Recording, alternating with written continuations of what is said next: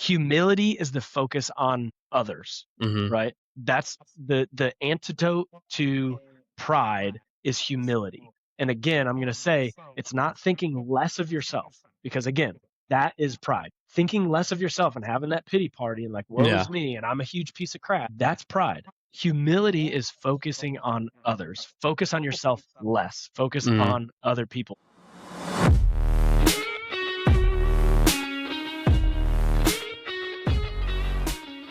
The In Creation podcast is brought to you by QAD, Quality Archery Designs. If you want to talk about a partnership that is rooted in faith, this is one. QAD is on mission for God. And it was one of the first upgrades that I ever made to the first bow that I had. I got the HDX, and now I'm rocking the MX2 on both of my bows. I've been bow hunting for the last 8 years, and 6 of the last 8 years, I've had a QAD arrow rest on my bow. So if you want equipment that is proven to work in the field, we trust Team QAD. All right, In Creation Podcast, episode 20, where we talk all things Christ and our obsession for bow hunting and archery. Hey, we want to thank you guys for joining us. As always, be sure to hit that follow button, subscribe based off of the platform you're on. Leave us a comment, a review, some sort of rating. We drop these episodes on Spotify, Apple Podcast, and YouTube.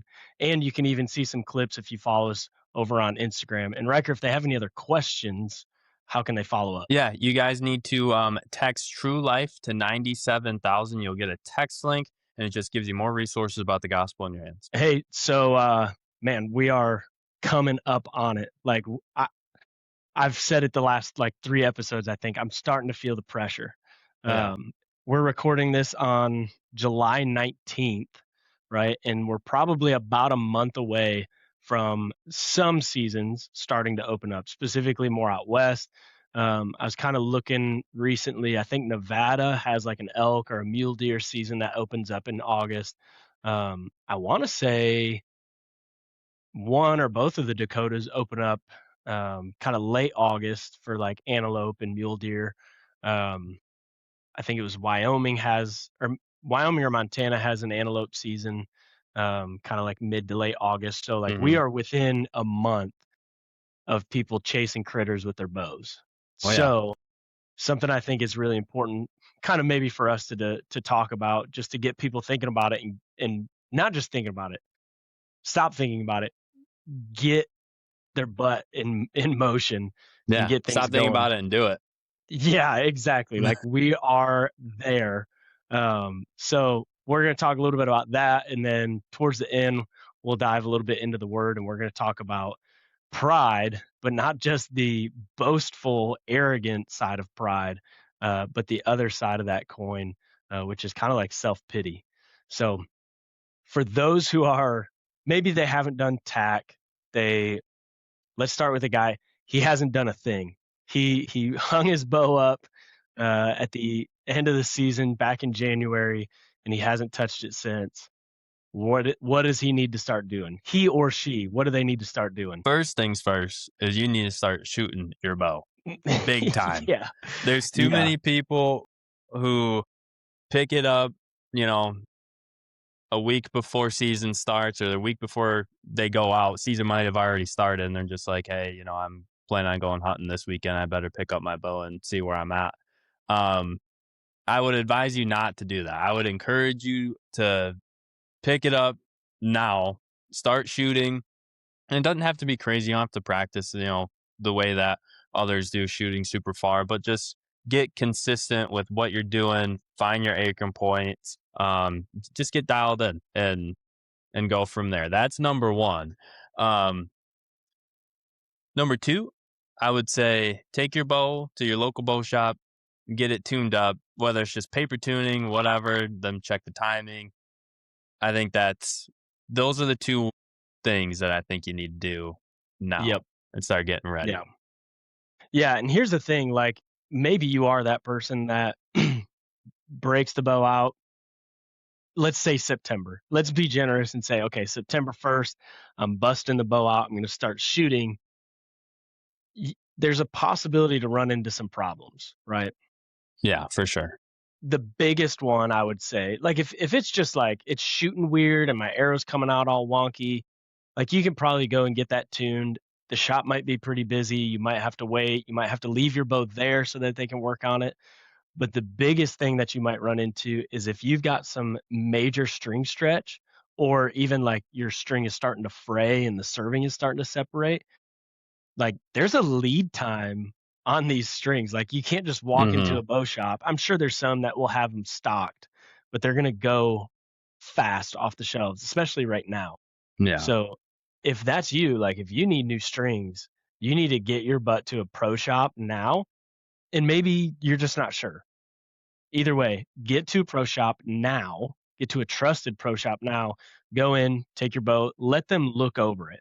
They'll be able to tell you like, "Oh yeah, you've got some pretty good, serving separation. We need to get some new strings on this."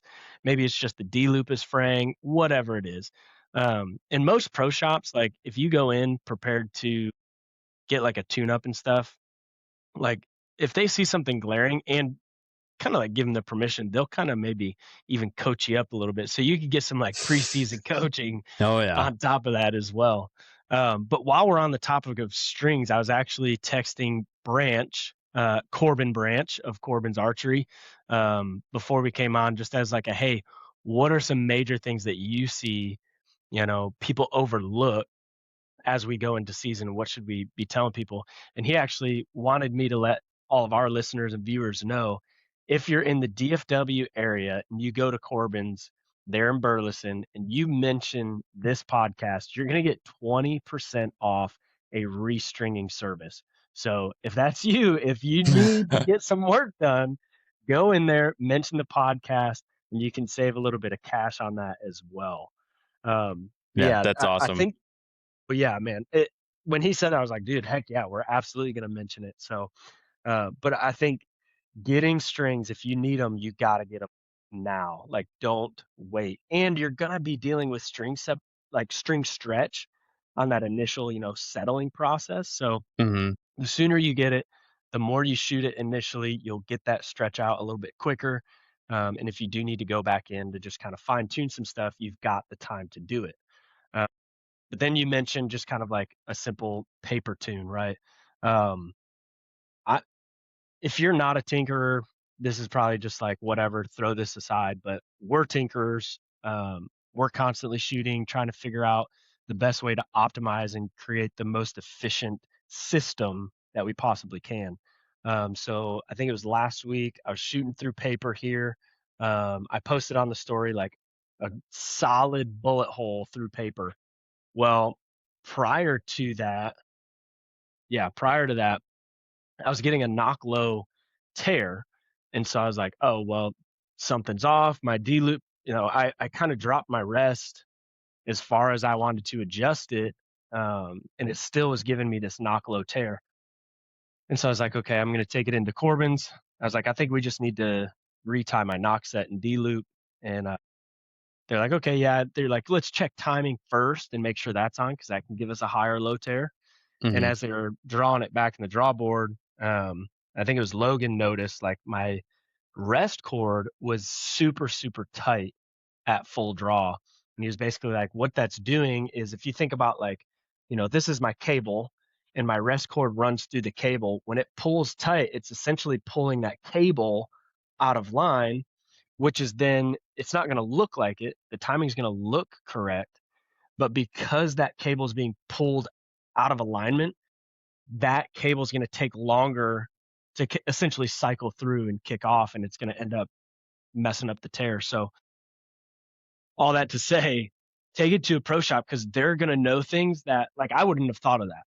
No, And like neither have that's a I. unless I bring Shauna out here and I'm like, hey, will you look at my rest cord and tell me if it's super tight when I get to full draw? Like, it's not something that you can necessarily like. I can't get to full draw and let go of my release and like check, with my hand to see if it's tight. Yeah. Um, so take it in so that they can look at it. They'll be able to say, okay, hey, we need to adjust the rest. We need to retie the D loop, whatever it is. They're gonna know those things. So go do it now because it's going to get really busy here in the next month or so. We have Oh, yeah. till October 1st for you guys, October 3rd for us. But like from really like the beginning of August up to that opener, they're going to be busy. So get your stuff done now. Yeah. Yeah. And, like what you just said, everything's going to be busy. So if you get it done now, you're not going to be waiting. You're not going to be sitting there having 10 guys in line before you. But Hmm. also with like the strings, because you are going to deal with string stretch, and then you're Hmm. going to have to tighten up your cables and all that stuff, recheck timing. But you do want to get that string stretch. You do want that stretch to get out of there, because then it's just going to be more consistent. Hmm. Um, and a good way to do that, little tip, it's hot out here. I don't know about, well, I'm sure I do know about down there. I bet it's boiling compared to here. But yeah, so it's hot. Dude, throw your bow, you get them new strings on there, throw it in the back of your car and leave it out there all day. That heat will stretch those strings out, and you're gonna definitely have to retighten them down. But if you want a nice quick way, a little quick tip to get that string stretch out, that's definitely one. But also if you're a bow hunter, um, and I no knock to you guys either, because I've done this, the first few years I shot a bow. I never went to the bow shop. Like I same thing. I would shoot my bow and I shot consistently. But I had a Bear G2 Cruiser, and I would just shoot that thing and shoot that thing, and I don't know what the ATA is supposed to be on that thing. I definitely know I had string stretch and serving separation. I just kept shooting. Well, the first time I went and had a bow, like paper tuned, one, I was just a little nervous because I was just like, first time I'm going to have something like this done, like just a little bit out of my element compared to just Yeah. shooting by yourself in the backyard. But man, they paper tuned the bow. Didn't do anything else. I mean, I'm sure they checked timing and make sure that was good, but paper tuned the bow. And dude, I got home and I'm shooting my arrows and I was like, oh my gosh, this is the craziest arrow flight I've ever gotten. It's just so crisp. I've never done that. I've never seen it before. So Yeah. like, if you haven't done that, go do it. You're going to be shooting a lot better than what you are now, but and your equipment's just going to be way more dialed than what it is if you don't go. Yeah. And, just kind of off of that too, you mentioned you shot consistently, but never took it into a bow shop to have it tuned. And you you probably didn't have a ton of issues, right? No, in the grand scheme of One, things, no. shooting mechanicals, right? Hmm. So you're you're probably impacting at point of aim, Hmm. right? Because it's flies more like a field point. But I will say, like, something that I've kind of learned, not because I've shot all these animals and have all this real world data, but if if you're shooting even a mechanical and that arrow's angled just enough, you're not going to be as efficient as you could be. So if you're dealing with especially issues of penetration, if you've had issues with penetration in the past, get your bow tuned, because then you can actually maybe blame it on the broadhead. Maybe. Yeah. Maybe. It really depends, but maybe. Like that's the only like cuz that's the thing. If you're going to be like, "Oh, this broadhead was terrible. I didn't get any penetration." There's so many questions that I have for you, but the first one's going to be like, "Well, was your bow tuned properly?" And if you're Yeah. like, "Well, I don't know. I've never taken it to a bow shop." I'm going to be like, "Well, okay. So, Yeah. can't say that it was the broadhead then." There's so many other things. Do everything that you can to tune your bow, so if something bad happens, you can blame the broadhead. Exactly, exactly. Uh, but yeah, so that's like kind of on the bow side. Is there anything else that we're missing? Like strings, basic paper tune. You could, we've been talking about bear shaft tuning, broadhead tuning. Like, yes, that's certainly part of our regiment, but like we're talking, hey, you haven't done anything all year. Basics, go take your bow to the shop, make sure it's flying well. That arrow's coming out straight from the bow. Yeah. Um, something else. Was there anything else you had on the bow? I mean, maybe not so much the bow. I would say, without diving in the weeds too much, like one of the next step things I could do, that I think you could do, um, is do a little knock tuning. Like take one of your broadheads. Um, Specifically, I would, even if you're shooting mechanicals, I will take fixed blade broadhead, just because I know that that's going to give me more of the extreme. And dude, shoot it at 30, 40 yards. and just twist your nock to each vein. Like, so trying to just line it up to where that broadhead's hitting with your field points. I would do that at least with your, you know, half dozen arrows that you're taking into the woods. That's like not getting too much into the weeds, but doing it just a little bit more to where you know that your arrows are going to be consistent coming out of the bow, whether you have, you know, broadhead or field point on it. That would be the last thing that I would do. And when I really started diving into all this, that was like after going and getting my bow tuned, that was like the next gradual thing that I did as far as, you know, trying to get my bow shooting well, or you know what I Yeah. mean? Like, Yeah. so that's what Yeah. I would say.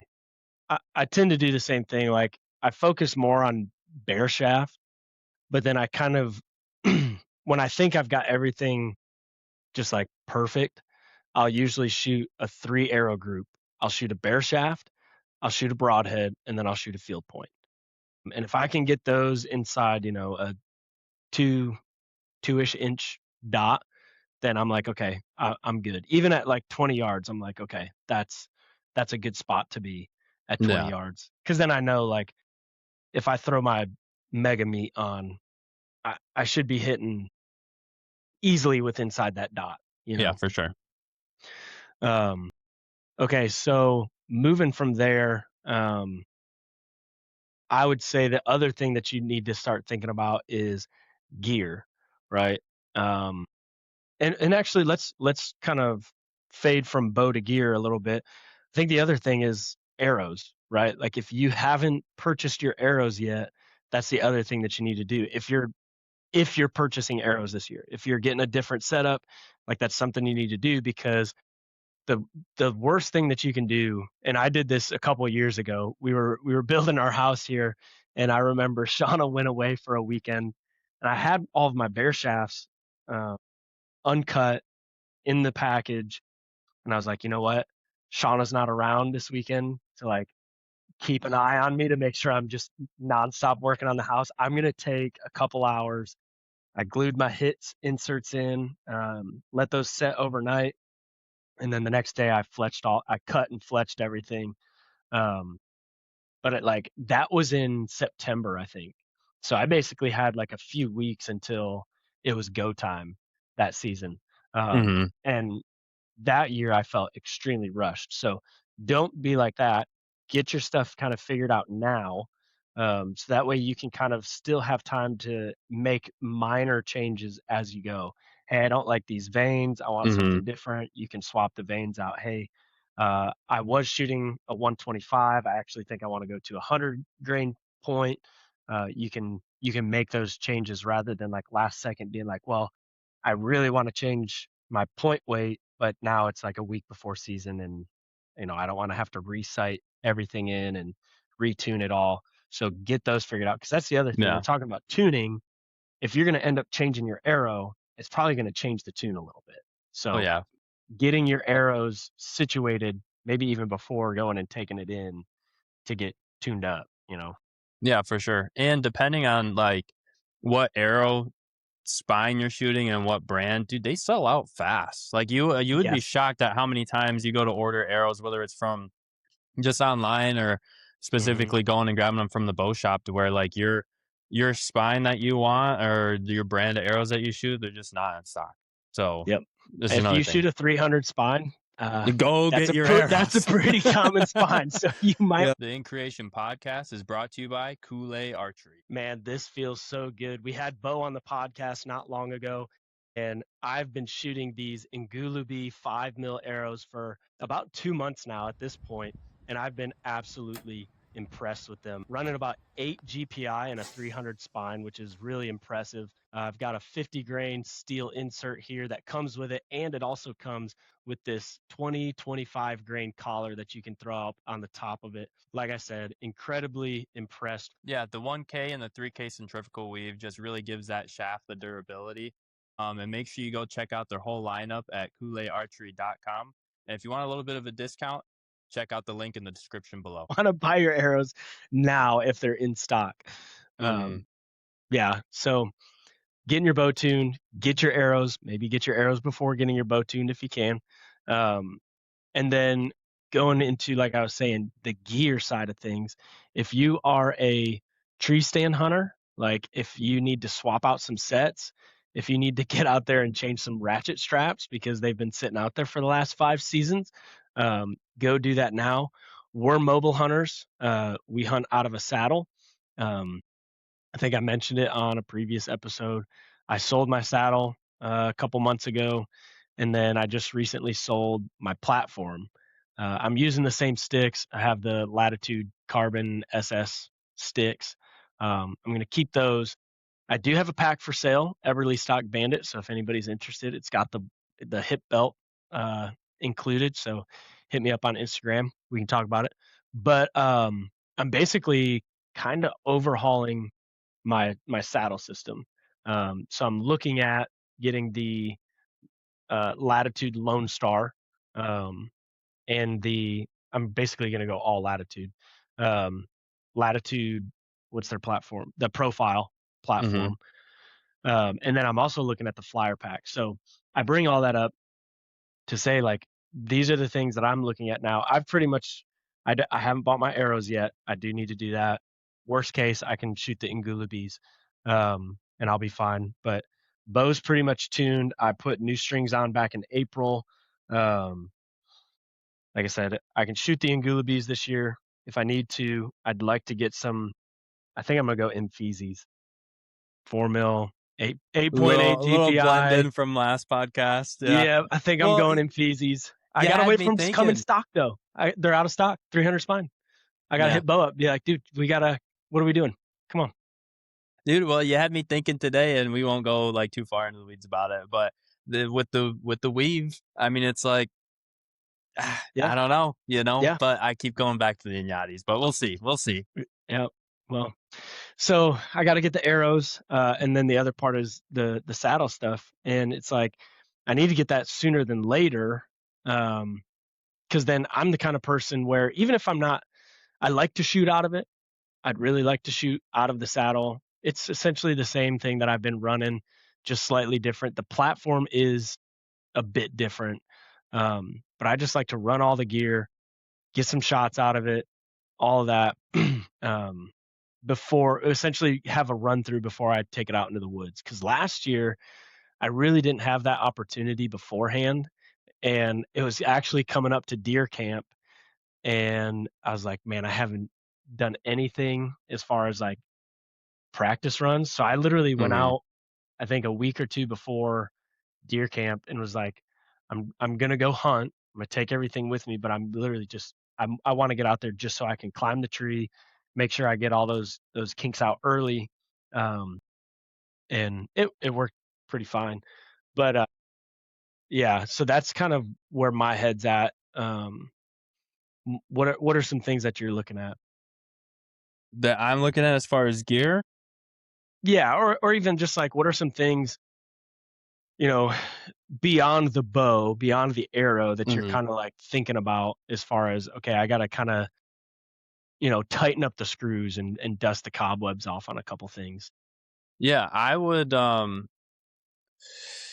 As far as dusting the cobwebs off, like you would be shocked at how important it is. Well, I guess I say it's important, but you work through the kinks as season goes. But just climbing up and down a tree, like having, Hmm. because like I got my saddle, I got gear ties on, I got my backpack on or whatever. Like Hmm. the first few times getting up and down in a tree and you're running saddle stuff or sticks or whatever you're running. Um, it's funny, like I'll the first few times I'm going up a tree, dude, I'm dropping, my sticks or I'm dropping whatever, or like things are You're flailing around. Like you banging just stuff all over. yeah, it's just a freaking mess. And then so it just becomes chaos. Like you're just like, you Yep. gotta be kidding me. And then you're frustrated as you're trying I to was get just set gonna up in a say, tree. And like it you makes get it 10 set times up. worse. Oh, it makes it horrible. Then you're finally set up in the tree and it's like you finally get done, you hang your bow up, and it's like, gosh, dude, that just felt like it took 30 minutes to get up this Yep. stupid tree because I'm an Yep. idiot and didn't go out and, mess with my stuff beforehand. But if you get, 3, 4, 5 climbs into, we'll say into the season, it's like it's Hmm. smooth as butter. You're Yeah. quiet.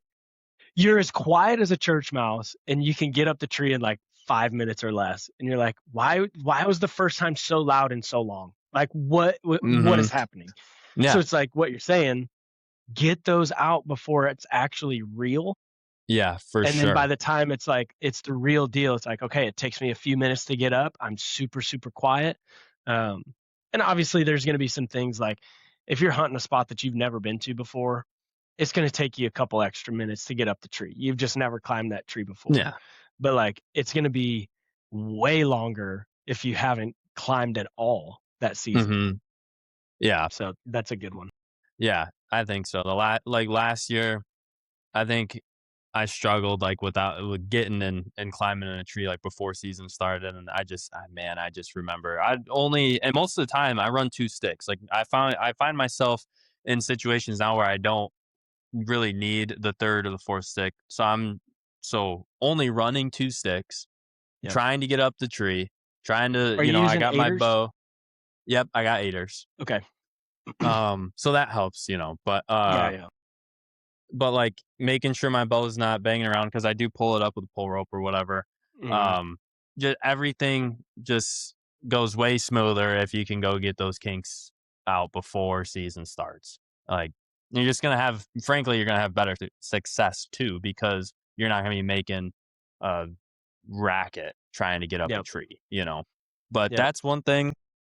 As far as like gear goes, I'm not eyeing a ton of stuff right now. I'm definitely running like we're running 2 separate things right now, which we can talk about a little bit. Like you're looking at latitude stuff Mhm. and like you just sold all your stuff, so you need new stuff. I'm definitely running a budget pack, dude. Like Yeah. my whole setup, which and it's worked really well. Like I don't know if we've talked about this in the past. Um but, like, my bag right now, it's a Tideweed bag, I got it for $60 off Amazon, and Here, hang yeah, on. you got it sitting there? Oh, if I can get it out. Yeah, right there. Yeah, This is that's another it. one. If anybody's interested in purchasing, I also have one that is for sale. This Nice. is Well, just call this episode like garage Alex's garage sale. yeah, So anything that Al has for sale, we're actually gonna feature right now on the pod, and yeah, I've got a bow for sale. If anybody's interested in that. yeah, so yeah, basically selling everything right now. Yeah, I'm actually not bow hunting anymore. So But yeah, dude, that's an awesome pack, like, it's got 2 yeah. straps at the bottom for me to throw my Hmm. sticks on. And 2 years ago, I was running hawk sticks, like, just basically got everything I need just to go out there and do it, right? But a buddy of mine's let me use he had some carbon SS sticks. He upgraded his sticks and hasn't gotten around to selling his Latitude carbon SS ones, so he's let me use those. I bought my platform secondhand from you, Al, so Yep. yeah. It's, which and dude, it fits on the front of that pack, like, perfect. Perfect. Yes. Yeah, Which and, that was the one that I had when I mhm, bought this pack. I mean, yeah. essentially, the setup that you got is exactly what I was running with this pack. Yeah, I mean, do I wanna upgrade some stuff? I'm eyeing a new pack, like, I definitely do. Um, but as far as just getting out there and getting up a tree, like, I do have the method too, and so, like, I did get, like, the pack that they sell with all the ropes and the tether and all that stuff. But yeah, that's just everything that I got right now is basically what I need to get up a tree. So I'm starting to look at maybe upgrading a few things. I like my sticks. Their new sticks look super intriguing. They look awesome. I don't know Yeah. if you've been looking at those. I was eyeing them until my eye caught the price tag, and I was like, Yeah, I think my carbon SS sticks are just fine for yeah, now. they'll work. Yeah. So yeah, man, I've a pack is like if I want to upgrade something, it's the pack. And not that that Buy pack that. doesn't Yeah. work. Like that it's an awesome pack, but same thing. It's a budget pack, right? Yeah. Yep. So it does the job for me. I want something a little bit more I don't know, where things just fit a little bit better, a little bit tighter, Yep. A little streamlined. And yeah, Yep. that's basically it. If I was to upgrade something right now, it's that. They just came out the flyer pack. Hmm. I was looking at a Ranger 22, maybe the 33 because I stuffed some stuff down in my bag when I'm hitting the woods. Um, and yeah, man, that's it. That's about it. Like, dust off the cobwebs, get up and down the tree. Possibly updating a pack. I still haven't got my arrows yet, so that's like I were telling everyone right now, something to get on. So Yeah. probably gonna figure that out here in the next like week or two. Um, and that's about it, man. Other than that, I got same thing. I got some tuning stuff to do with my bow. And once that's done, it's just getting up and down the tree, dusting the cobwebs off, and then it's about time to get after it, man. I mean, Yeah. I'm ready to rock. I may have mentioned this in a previous episode, or maybe it was just a conversation you and I were having, but this time of year and like within the next month or so, like I have to be very conscious of not just doing an absolute cannonball into the pool because something I noticed, I think it was last year or the year before, I can't remember now, but there was one year where it was like in basically like tack in June, May, April, May, June, somewhere in there. I was on it. Like I had it and I was ready to roll. And then it was like I was up there for so long at the peak that it just like I just crashed and burned. Oh yeah. And everything started falling apart like right when I needed everything to like be dialed in and right Hmm. on the money. And so now it's like, okay, keep shooting, do all the little things, just be consistent in the little things. But don't get too it's a mental thing, right? Like don't get too hyped up just yet. Like wait until mid September. At least wait till after Labor Day, maybe mid September, those last couple of weeks. And then it's like honestly probably mid September, the only thing that's going to be on the TV unless, when I'm watching TV for myself is probably going to be like straight hunting content, Oh like yeah. just to like get my mind locked in, like this is what we're here for. Um, but yeah, and I just want to say this too, going back to the gear stuff, I'm talking about all these different things that I want to upgrade. And at this point, like you said, I need to get a saddle and a platform because I don't have one now. I appreciate that. Shauna does not feel that same sentiment. I need it. Uh, but I just want to kind of reference real quick. Like I started saddle hunting literally the first season I started bow hunting. Hmm. Let me rephrase that.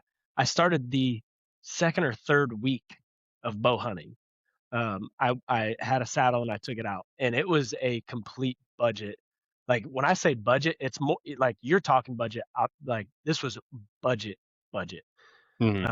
So like you don't have to go and get the latest and greatest stuff. The first kit that I bought was XOP, and I don't even know if they sell the same stuff anymore. But I basically got in the door for less than $400. Was it And that's super comfortable? solid. That is a deal. That is a Yeah. smoking deal. Was it super comfortable and lightweight? No, absolutely not. But it got like you're saying, like it gets you in the tree and it Yeah. lets you do Yeah. what you're trying to do. From there, like I just found the things where I was like, this is important, so I'm gonna upgrade this piece, right? So for me, it was like the platform that XOP had at the time weighed like 10 pounds. Yeah. And so I was like, okay, I need a lightweight platform. So I bought that mini seeker from Cruiser. Dude, that thing is featherweight. I think that Yeah. thing's like 2 pounds Hmm. light.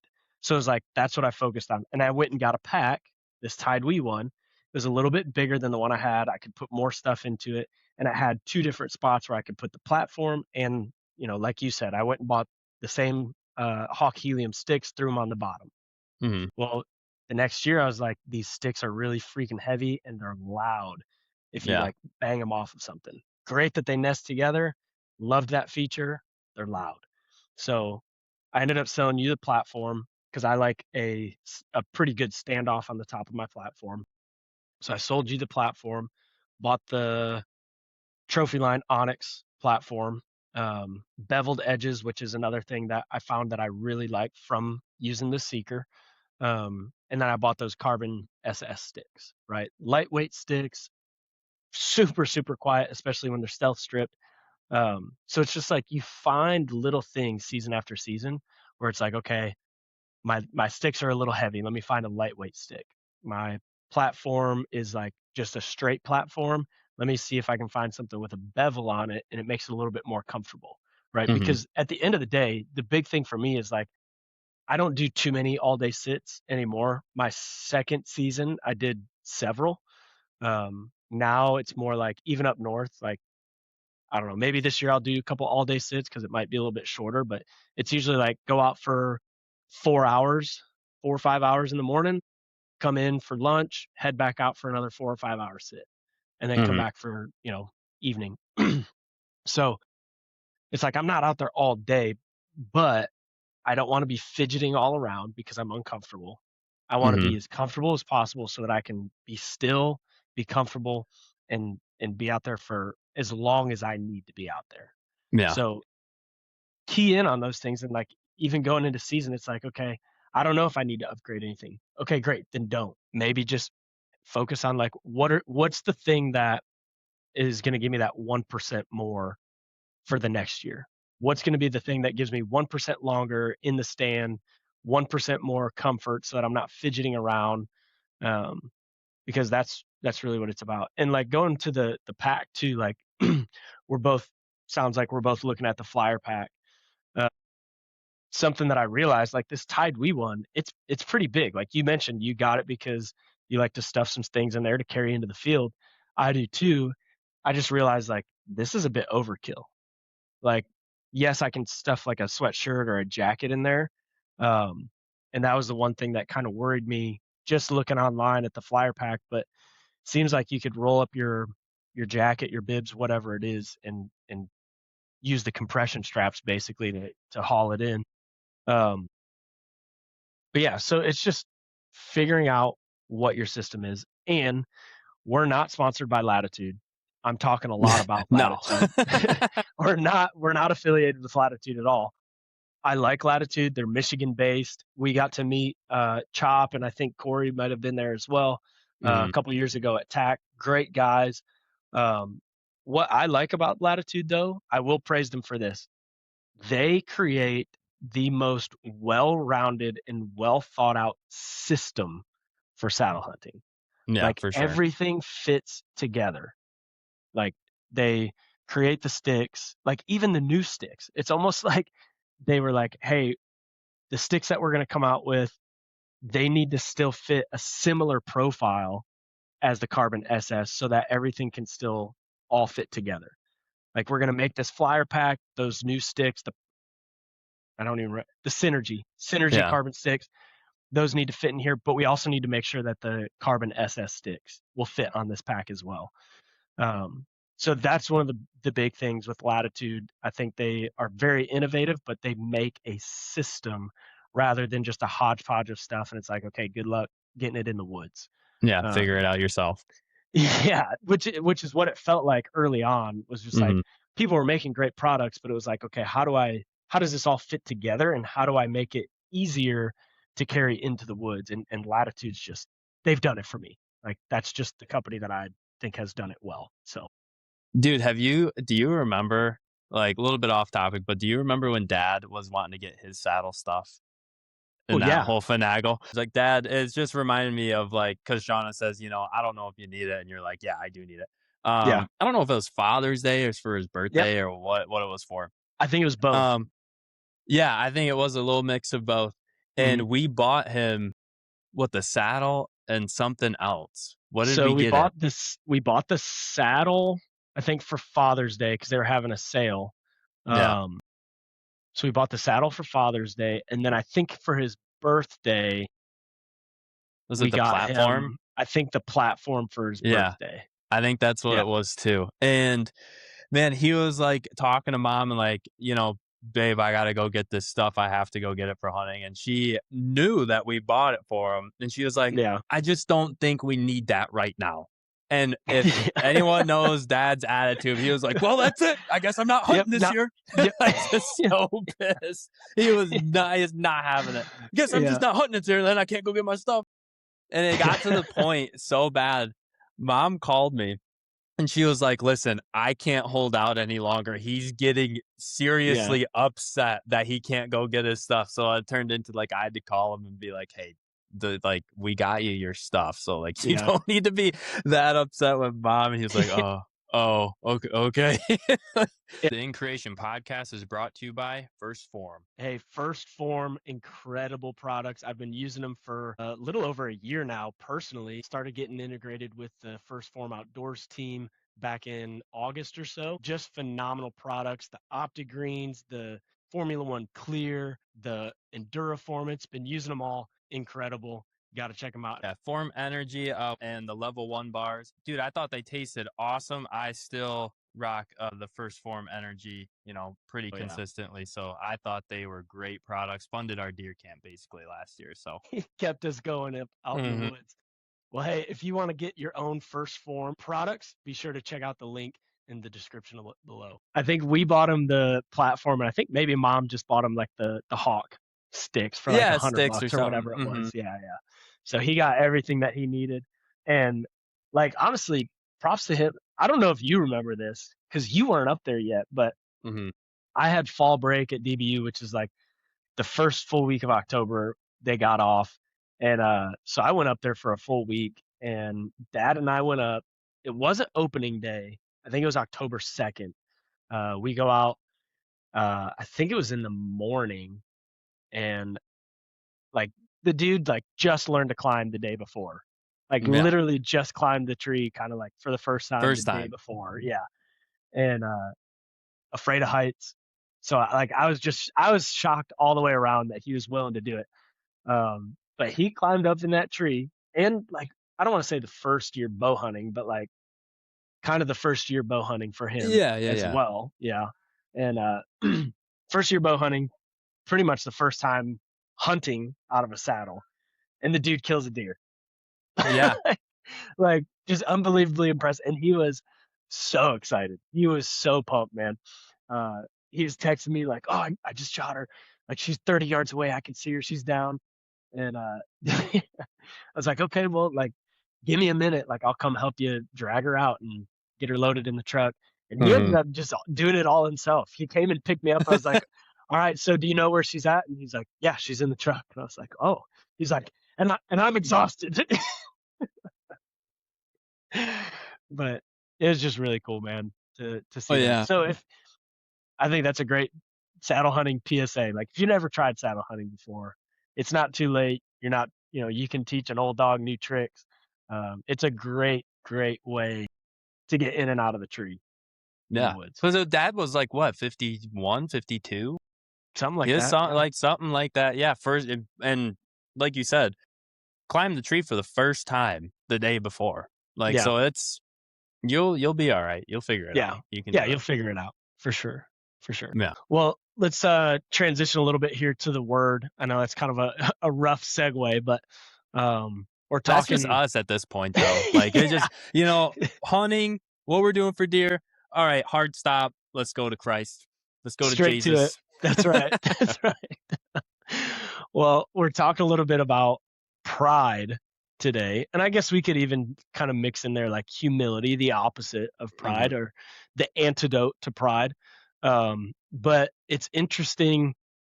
I've always thought of pride as thinking very highly of myself, which that's definitely a part of pride. Hmm. Um, I've referenced arguably one of the greatest baseball coaches in NCAA history. Got to work for him, Dan Hefner. I'm biased, but something that I really loved about him, he was a great baseball coach.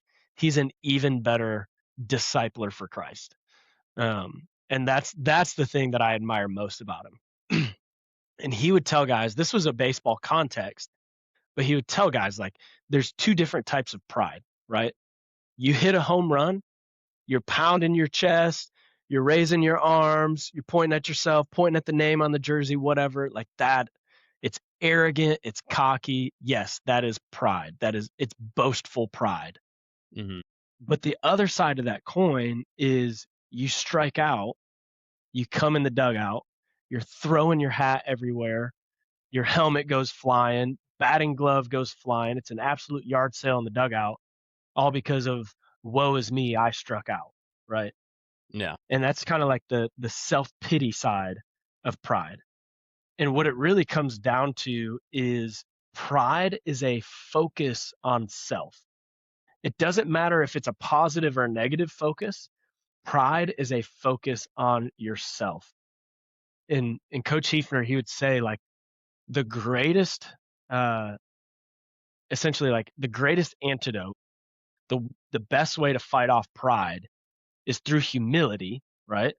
Mhm. Which is not thinking less of yourself because that's still pride. It's thinking of yourself less, i.e., thinking of others. And so he would say the best way to fight off pride was to be a good teammate, right? Basically, what he meant was find somebody to encourage, find somebody else to put the focus on and get it off of yourself, which is Yeah. incredible. Yeah. Unbelievable advice. Well, that's what I was just gonna say because like, I played ball obviously back in the day, and Yeah. it was like how you would do that, like, not that you're happy that you go up to the plate and you strike out or whatever, but compared to, like, going in the dugout, the 2 reactions, like you're saying, throw your stuff and, pout in the corner, it's like, "Me, me, me, I'm just so pissed because, Mhm. by myself, whatever." Versus, okay, you're upset, put your stuff down, sit down, maybe take a breather, and it's like, "Okay, now how can I focus to make my team better in this moment?" Which it's probably getting up and giving some, chirps to the guy who's hitting for you now. You know what I mean? Like Exactly. just Yep. yeah, talking him up or whatever. Like and like you said, it's not that it's a good thing that you struck out, and you can use probably different other examples, but this is just the one that we got. Not yet happy you're struck out, but the point is you can have some positive, attributes to your team Mhm. after you take a breather, whatever, Yep. you can Well, contribute positively. absolutely, you can. And like, it's not that using the strikeout example, right? It's not that you have to ignore the fact that you struck out. Mhm. That's not it, right? Yeah. You failed, you fell short. It's not like, okay, that needs to just completely leave my brain and I'm never going to revisit it. Yeah. It's just like you can take a moment, like maybe you smack your hands together, hit your helmet on your hand, like get your frustration out. That's fine. Don't come in like I remember one specific example when I played ball of like I was called out at home. I was definitely not out. And I came up and I was yelling at the umpire. Dad was coaching third base and he immediately told Oh, the I'm first sure base that went coach, like, well. oh, dude, it was not good. He immediately, he knew that I was right, Yeah, yeah, yeah. but he told I think it was the first base coach, or maybe there's another coach in the dugout. He's like, get him in the dugout now. Probably because he knew I'd get tossed, but like immediately came in, threw my helmet down on the ground. One of my other teammates, he was chirping, he was giving some, quote unquote encouragement to the next guy up to the plate, but he was being just like super immature and goofy. Like I'm pretty sure I like smacked him upside the head and was like, "Get your head in the game. This is serious." Like it was a bad look on Yeah, I yeah, don't know yeah. how old I was, 11, 12-year-old me. But like it's not that you have to completely ignore the part that, you know, the negative part that just happened. It's just shift that focus elsewhere. Because it's not being productive in the moment to just focus Mhm. on that, right? Yeah. So maybe think about it, analyze it like, what could I have done different there for my next at bat? That's great. That's productive. Mhm. Be an encouragement to the next person that's stepping in the box. That's productive. Um, and then you can maybe revisit the at bat later if you've got it on film.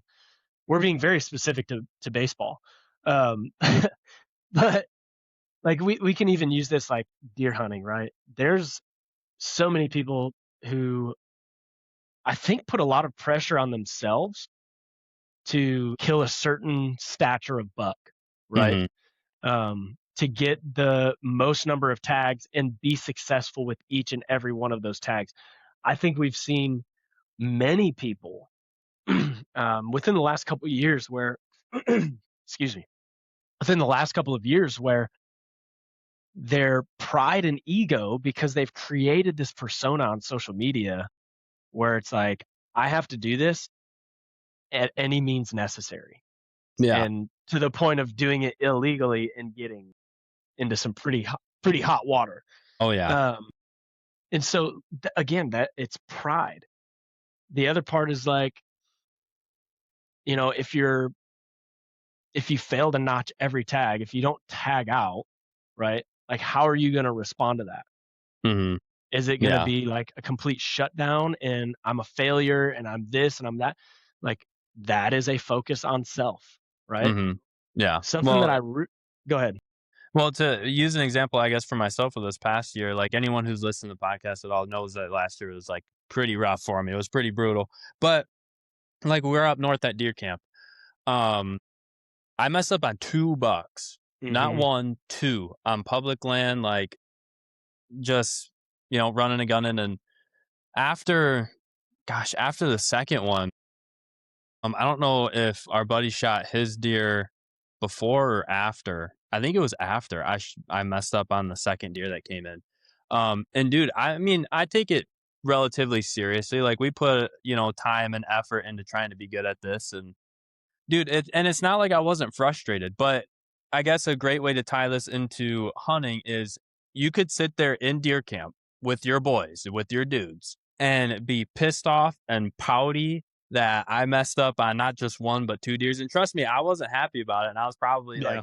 like giving off a little bit of that vibe, like, "Oh, dude, Yeah. I can't believe I just messed up on both these deer." But when our buddy shot his deer, there's two reactions that you can have.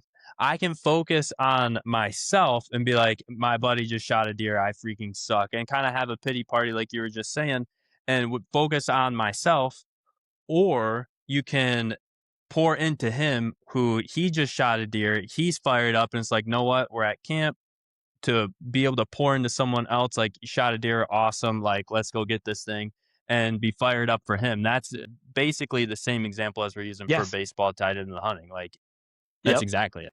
That's exactly where I was going to go to. I was going to say something that I've found very refreshing over the last year or so, um, from the Hunter podcast specifically, is they're talking more about kind of getting back to tradition a little bit of the Mhm. deer camp mentality, where like, yes, we ourselves, we want an evolution throughout our hunting, you know, career, let's call it. Not Yeah, a yeah. career, but I can't think of a better word for it.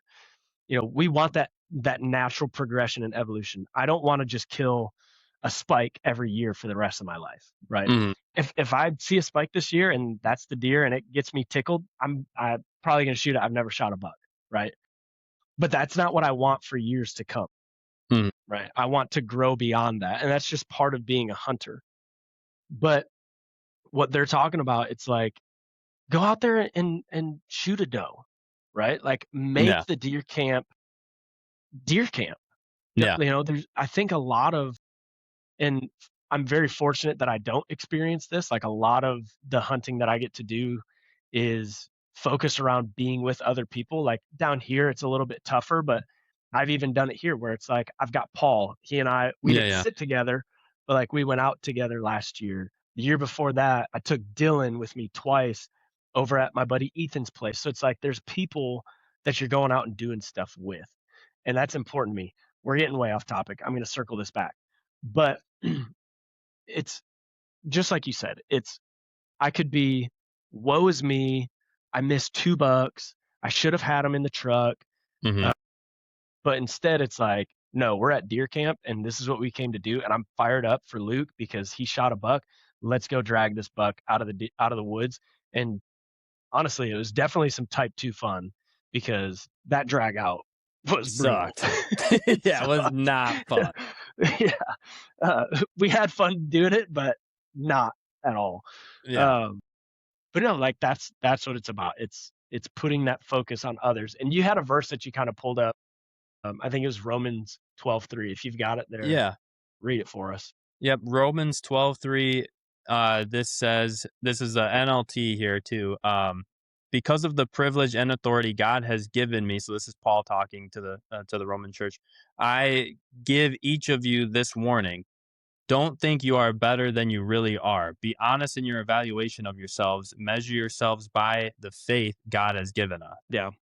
And I think the biggest thing there is that I kind of see is being honest with yourself, Mhm. right? Be honest with yourself. He's talking in as far as like verbatim in the verse, he's talking about puffing ourselves up, right?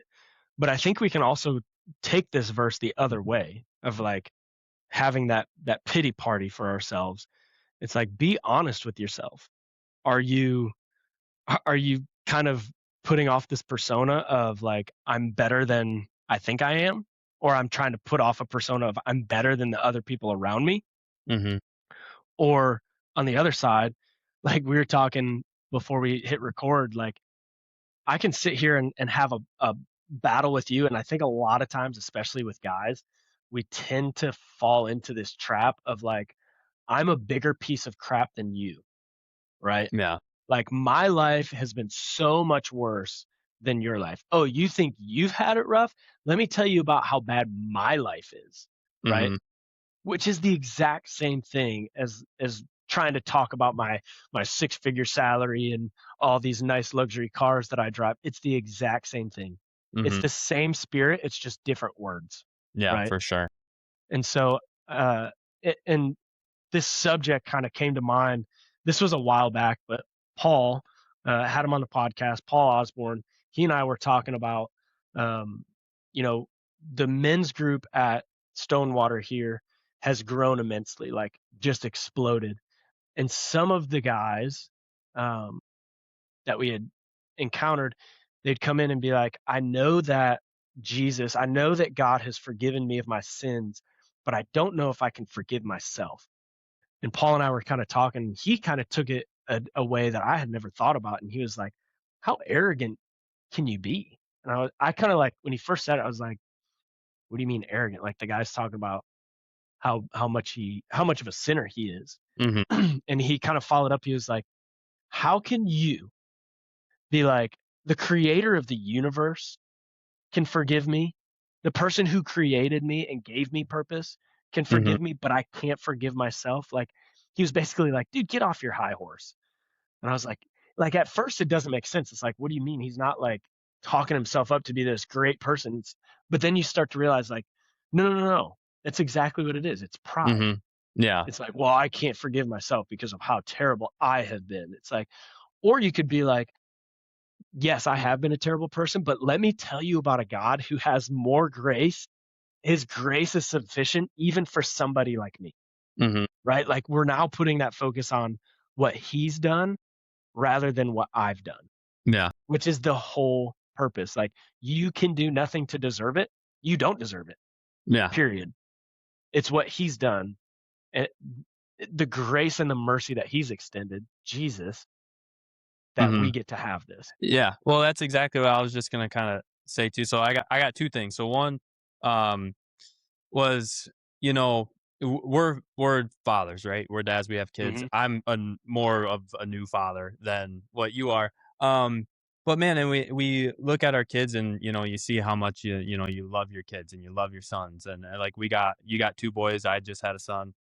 Like you're saying that about yourself, and it's like God looked at his son and sent him down Hmm. on the cross for you. So your sins can be forgiven, but you can look at him and say, I can't forgive myself Yep. when Exactly. you know what I mean? So like, I mean, Yeah. I might have, you know, said connected or said a little bit of what you said there, but like he loves you so much that he looked at his son and sent him down here. But yeah, Yeah. you think of yourself like you were saying, you think of yourself like that so much to where you're like, I just can't forgive myself. Even though the God who created everything, creator of the universe, made everything, sent his son, his one and only son that he loves that much to the cross to die for me, or I just am like, well, dude, I just can't do it myself. Yeah. It's kind of like it's not the same, but it just kind of made me think of this is like when somebody gives you a compliment, but then you try to like play that compliment down. Hmm. Like Riker, man, you're such a big butt killer. And like the correct response is, hey, thanks. I really appreciate that. Yeah. It's still humble. It is Yeah. still, you're not like, yeah, dude, I know, dude. I'm just slaying them back here. Hmm. It's, hey, I really appreciate that.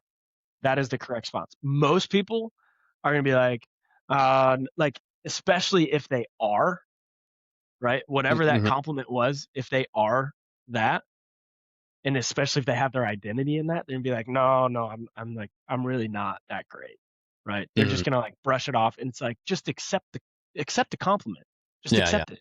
They're trying to be nice, accept it. It's the same thing. It's like God is extending His grace and mercy through the death of His Son, and we're like, no, like I don't really deserve it. It's like just shut up and accept the gift. Yeah. Like that, like I know that's kind of like crass because this is like a really high level topic and very serious, but like that's what it makes me think of. Just like shut Yeah. up and accept the gift. Like Yeah. either accept it or don't.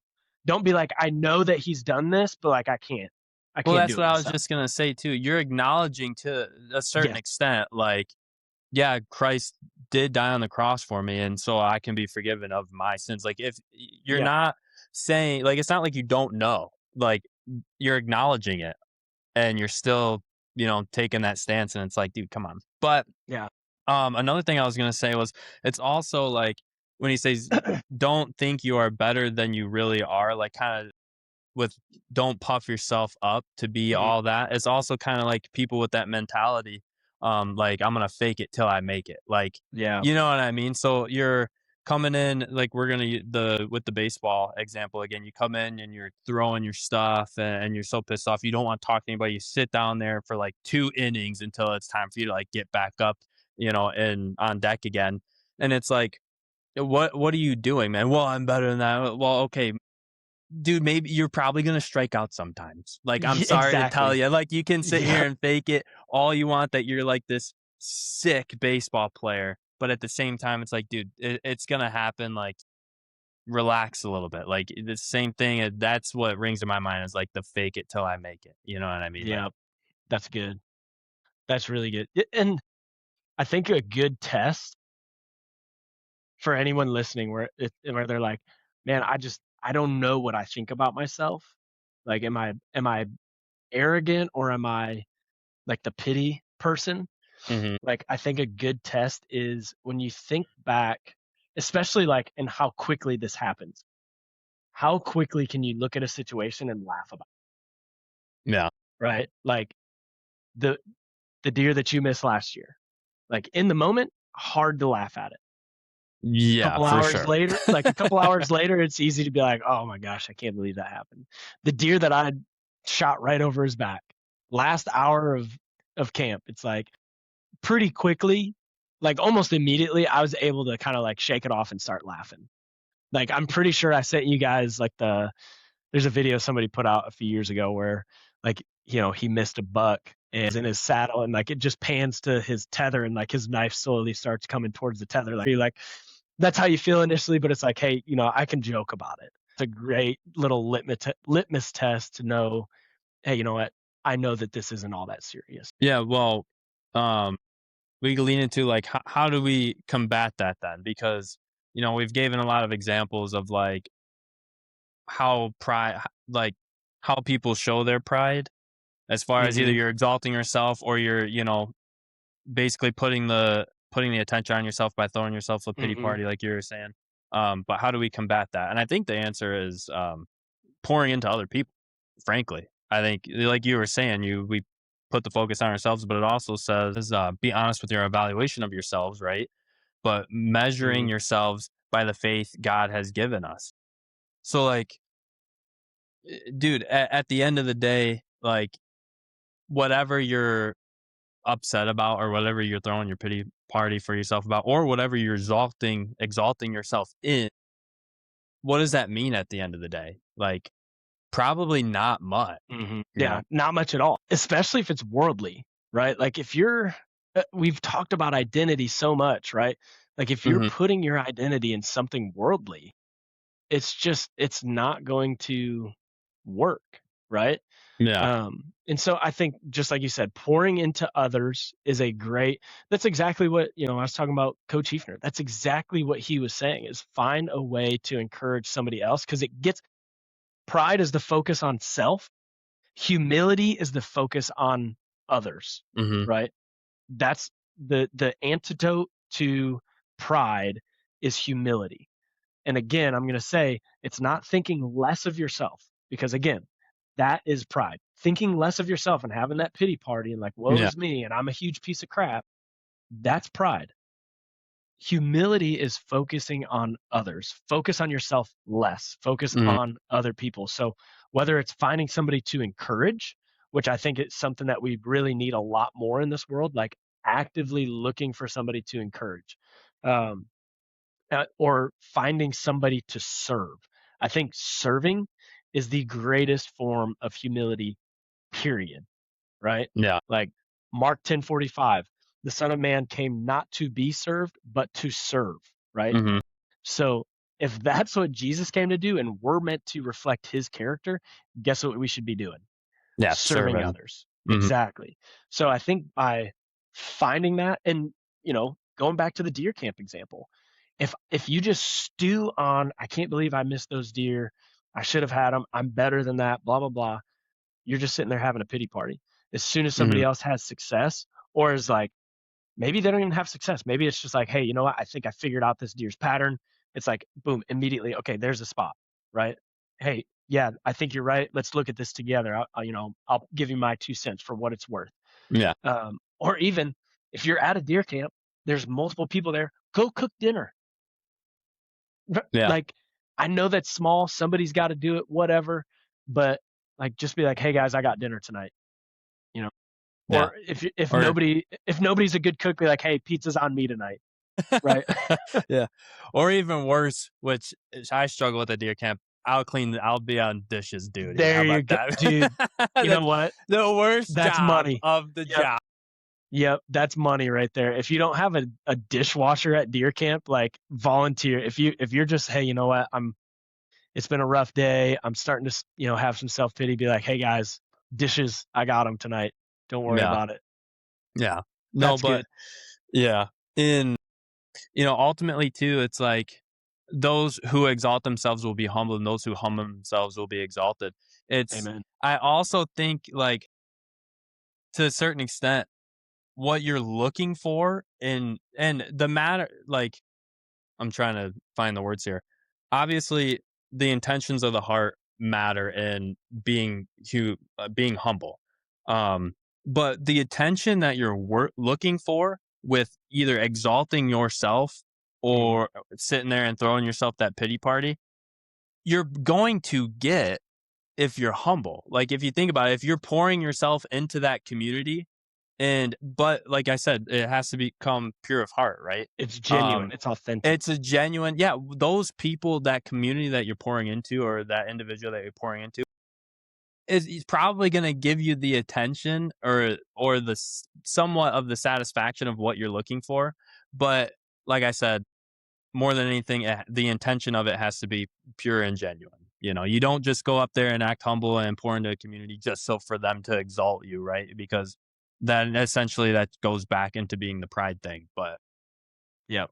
Yeah, I agree. 100%. well, that is it for In Creation Podcast episode 20. So I hope y'all are getting out in creation. Hey, remember, enjoy the creation and praise the creator. We'll see you next time. Yep. Peace.